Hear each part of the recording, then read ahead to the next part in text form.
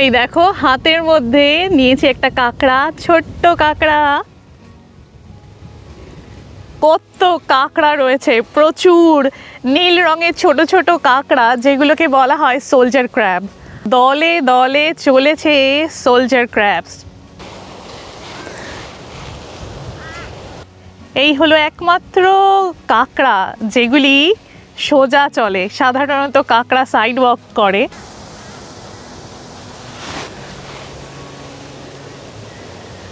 দেখতে পাচ্ছ ছোট্ট একটা সোলজার ক্র্যাব। অবশ্যই এগুলো এরকম ছোট ছোটই হয়। এরা কিন্তু কামড়েও দেয়, তবে কামড়ালে অতটা লাগে না, তার কারণ এগুলো তো ছোট্ট কাঁকড়া, তো সেই জন্য তেমনভাবে লাগে থাকে না ব্যথা।